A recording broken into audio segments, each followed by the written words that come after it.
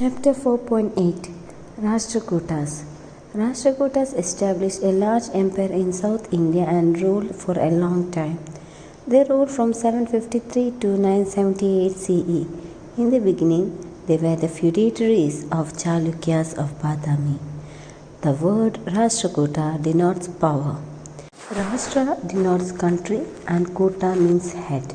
Thus, the Rashtrakuta means power. They call themselves as Lattaluru Puravaradeshwaras in their inscriptions, and hence it is said that they belong to Lattaluru or Latturu in Maharashtra. Garuda, oriental as golden eagle, was their royal emblem. Maniketa or Malaketa in Gulbarga district was their capital. Danti Durga, so you need to remember the name. Danti Durga was the first ruler of Rashtrakutas, though they were the feudatories of Chalukya of Badami. Later, this Danti Durga was the first ruler of Rashtrakutas. So this Danti Durga defeated the Chalukyas of Badami. Krishna first succeeded him, whom this Danti Durga. He completely defeated the Chalukyan king Kirtivarman. So this Krishna first built the monolithic Kailasanatha temple at Ellora. Govinda II, who came to power after him, after Krishna first, was weak and hence Dhruva dethroned him, whom this Govinda II and this Dhruva came to the power. So let's know about Dhruva, 780 to 793 CE. Dhruva was prominent among the early Rashtrakuta rulers. He spread his fame in North India. When he came to power, the political condition in North India was chaotic or disorder. The rulers of Pratihara, that is in UP or Kannauj. So the ruler of Pratihara and Bengal. So the rulers of this kingdom had the eye on the throne of Kannauj. So among one kingdom, a dynasty named Pratihara, so their king Valsaraja, so I'll read that. So Valsaraja of Pratihara attacked Kannauj and defeated Indrayudha. So Indrayudha is the king of Kannauj. So here tells us Valsaraja of Pratihara had attacked Kannauj and defeated its king Indrayudha. And during the same time, Dharmapala of Bengal, though I told you there were two kingdoms or dynasty named Pratihara and Bengal. So this Pratihara's king is Valsaraja, where Bengal's king is Dharmapala. So during the same time, Dharmapala of Bengal went to conquer Valsaraja. Valsaraja in the sense, this Pratihara kingdom, but not successful. Under these circumstances, Dhruva went on a conquest of North India with his children Indra and Govinda III and defeated Valsaraja and Dharmapala. As a result of this, Ganga and Yamuna basin came under the control of Dhruva. After his victory over North India, he invaded Vengi, that's in Andhra Pradesh. But Vishnuvardhana IV, the Vengi ruler, did not fight but gave his daughter Sheela Bhattarike in marriage to Dhruva. Dhruva defeated the Ganga ruler Shivamara at Mudugundara and imprisoned him. He appointed his elder son Stamba as a head of Gangavadi province, who this Dhruva appointed his elder son named Stamba as a head of Gangavadi province. So he, in the sense Stamba, defeated the king Nandivarma II, the Pallava ruler of Kanchi, and received many elephants as tribute. He had titles like Dharavarsha, Sri Ballava, Narendra Sena, and Kalivallabha. Govinda III, 793 to 814 CE. After Dhruva, Dhruva is the prominent ruler of Rashtrakutas. So after Dhruva, his son Govinda III came to power in 793 CE, but his elder brother Stamba opposed it. Gangas and Pallavas, so these were the dynasties or kingdom. So these Gangas and Pallavas helped Stamba. So what happened, this Stamba is already opposed that his brother, younger brother Govinda is coming to the power. So for that, these Gangas or the kingdom, or you can tell as Ganga and Pallava kingdom helped Stamba.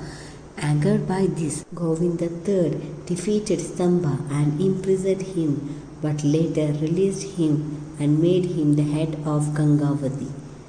He had released Ganga ruler Shivamara, who was in prison, but since he helped Stamba, he was sent back to jail again. Political chaos continued in North India even during the time Govinda III. Nagabhatta, the Pratihara, this is a kingdom. So Nagabhatta, the Pratihara ruler, Dharmapala of Bengal and Chakrayuta of Kanuj were trying to extend their supremacy over this kingdom, Rashtrakuta kingdom. So Govinda III started his conquest of North India in 800 CE. Nagabhatta II, who feared Govinda III, ran away from the battlefield. Chakrayuta surrendered to Govinda. Dharmapala backed away from the battle and paid tributes. The army of Govinda III marched up to Himalayas. The inscription tells that Govinda's horses drank the water flowing at the foothills of Himalayas and his elephants bathed in the Ganges. The Gangas, along with Pandyas. So this Gangas is a kingdom. Other than that, there is Pandyas also their kingdom. So you can see in the map where is Gangas and Pandyas, and other Kerala rulers attacked the Rashtrakutas in 803 to 04 CE. Govinda III defeated them and captured their royal emblem, whose these Gangas, Pandyas and Kerala rulers' royal emblem. Govinda III defeated Pallava ruler Dantivarma and secured tributes from him. At the same time, the Simhalan ruler surrendered to Govinda III by sending his statue. Next, during the time of Govinda III, the Rashtrakuta Empire extended from Himalaya in north to Kanyakumari in the south and Saurashtra in the west to Bengal in the east. The whole of India came under the influence of Rashtrakutas. He had titles like Jagatunga, Prabhutavarsha, Srivallabha, Tribhuvanandavala. Next, Amoghavarsha first, 814 to 878 CE. The son of Govinda III is Amoghavarsha, who came to power in 814 CE. He was called as Sharva. So, the another name of Amoghavarsha is Sharva. He was a minor when he took over the reign. Hence, his uncle Karka looked after the administration for few years, 814 to 821 CE. Amoghavarsha is considered the greatest among the Rashtrakuta king. His cultural achievements are greater than his military achievements. So let's go into the achievement. Amoghavarsha defeated the Vengi Chalukyan ruler Gunaga Vijayaditya III at Vingavalli in 830 CE and forced him to retreat. The northern part of Ganga Empire were under the control of Bankesha. So he is the commander of Amoghavarsha. Though the Ganga king Rachamalla tried to conquer these places, he was not successful. Bankesha had his influence till Kaidala or near Tumkur. Nitimarga Eriyanga, who came to power after Rachamalla. Rachamalla is a Ganga king who tried to conquer these places, but he was not successful. Here it tells Nitimarga Eriyanga, who came to power after Rajamalla defeated Amoghavarsha in the Rajaramudi battle near Kolar in 856 CE. Amoghavarsha gave up conflicts with Ganga and other kings and developed matrimonial alliances. He gave his daughter Chandralampe in marriage to Ganga Buttunga, the son of Iriyanga, in the sense Nitimarga Iriyanga. So next, Sheela Mahadevi was married to Vishnuvardhana, the son of Vijayaditya of Vengi, and another daughter Sanka was married to Nandivarma III, the Pallava ruler of Kanchi. The Neelagunda and Shirur inscription tell us that Amoghavarsha was respected by the ruler of Anga, Vanga, Magadha, Malwa, Vengi and neighboring states. During his last days, Amoghavarsha had to face the rebellion of Yuvaraja Krishna. So his commander, whose commander is Amoghavarsha's commander, Bankesha, faced this rebellion happily or competitively and made this Krishna, in the sense Yuvaraja Krishna, to repent and change. In memory of this victory, Amoghavarsha built Bankapura for the sake of Bankesha. So this Amokavarsha built Bankapura in the name of Bankesha and made him the governor of Banavasi. Amokavarsha was tolerant to all religions, peace-loving and a scholar himself. Sanjan inscription says that he cut off his left thumb as sacrifice to Kolhapur Mahalakshmi to protect his subject from famine. Himself a poet, he wrote Prashnottara Ratnamala in Sanskrit. He patronized scholars like Jinasenacharya, Mahaviracharya, Shaktayana, Sri Vijaya and others. Kaviraja Marga is first known Kannada work written by Sri Vijaya. Maneketa was the capital. Became very famous during his period, in the sense Amokavarsha. Suleiman, the Arab traveler, visited his capital in 851 CE. He says that Rashtrakuta Empire is one of the four greatest empires of the world, Baghdad, China and Constantinople being other three. Amogavarsha had titles like Atishaya Davala, Nrupatunga, Veeranarayana, Sri Vallabha, Rattamartanda, etc. Successors of Amogavarsha are Krishna II, Indra III, Amogavarsha II, Govinda IV, Amogavarsha III, Krishna III and Karka II. Cultural contributions. Religion. Rashtrakuta rulers had the great quality of religious tolerance. Though they were followers of Vedic religion, they patronized Jainism and Buddhism also. Amogavarsha was a staunch or deep devotee of Kolhapur Mahalakshmi. Brahmanas were engaged in performing yajnas and yagas. The kings gave donation and respected them. It is left that there was a Buddhist Sangha in Kanheri near Mumbai. Literature. Rashtrakuta kings were patron of literature. Some kings were writers themselves. The number of Kannada inscriptions increased. As I told you earlier, Kaviraja Marga, the first Kannada work, was composed by Sri Vijaya. Kaviraja Marga informed us the Kannada Nadu extended from Kaveri to Godavari, which we have learned from first chapter. Literature developed immensely or great extent during their period.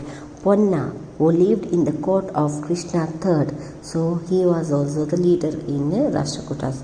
After Amogavarsha, you can see that this successor of Amogavarsha, so you can see the name Krishna III. So he tells that Ponna, who lived in the court of Krishna III, wrote Shantina Purana and Bhuvanaikkya Ramabhyudhyaya. He had the title Ubhayakavi Chakravarti. So who had this title? This Krishna III had the title so-called Ubhayakavi Chakravarti. Pampa, who was in the court of Arikesari II, the feudatory of Rashtrakutas at Vemulavada, wrote Vikramarjuna Vijaya, Pamba Bharata and Adipurana. He is called Adikavi of Kannada. Shivakotyacharya wrote Vadaradhani. It is called the first prose work of all Kannada. Sanskrit literature also developed well. So next you read that Shaktayana, Shabdanushasana, Mahaviracharya, Ganita Sarasangraha, Amogavarsha, Prashnottaratnamala, Trivikrama, Madalasa Champu, Jinasenacharya, Adipurana, Parshvabhyudaya, Halayuta, Mruta Sanjeevani and Kavirahasya etc. were the important Sanskrit work of this period. Sorry because I forgot to include this Asaga Vardhamana Purana. Next, art and architecture. Rashtrakuta rulers have given wonderful contribution to art and architecture. They built structural temples, cave temples and basidis. Ellora, Ajanta and Elephanta are the center of their art. Ellora, Kailasanath temple. There are 34 cave temples at Ellora in Aurangabad district of Maharashtra and 5 of them belong to Hinduism. The monolithic stone temple of Kailasanatha is world famous. So this temple was built by Krishna first in 770 CE. The temple is 164 feet long and 102 feet wide and 92 feet height. The temple, which has Mahadwara, quadrangle, shikara and linga in Dravida style. The sculpture of Shivalila in this temple attract the attention of the tourists. 2 pillars and 2 huge elephants have been carved near the temple. There is Nandi Mantapa in front. There are 5 temples of subordinate deities around the Garbhagriha. Or you can be tell as it is an innermost part of the temple where these idols are kept. So it tells that there are 5 temples of subordinate deities around the Garbhagriha. Sculptures of Ashtadikpalagas, Ganga, Yamuna, Saraswati have been carved. Ravana holding Kailasa mountain in attractive and hence the temple gets name Kailasanatha. Dr. V. A. Smith has called this temple as one of the greatest artistic work of the world. The other Hindu temples at Ellora are Ravana's cave, Dasavatara, Rameshwara, Dumarlena caves, etc. Apart from the Neelakanta cave, Indrasabha, Jagannatha Sabha cave temples are also here. With regard to Elephanta which is an island 6 miles from Mumbai and has 7 caves. Its ancient name was Gauravapuri. The Portuguese called the huge elephant here as Elephanta and hence the name. The Trimurti sculpture in the central cave is related to 3 incarnations: creation, protection and destruction. So the second one, Trimurti sculpture Elephanta. So here it tells that Trimurti sculpture in the central cave is related to the 3 incarnations, that is creation, protection and destruction of God. The idol, which is 18 feet high, is carved between 2 half pillars. Dwarapalaka, Ardhanarishwara, Shiva Parvati and other bas reliefs have been beautifully carved. The paintings in the cave temples of Ellora are a witness to the fact that they patronize painting.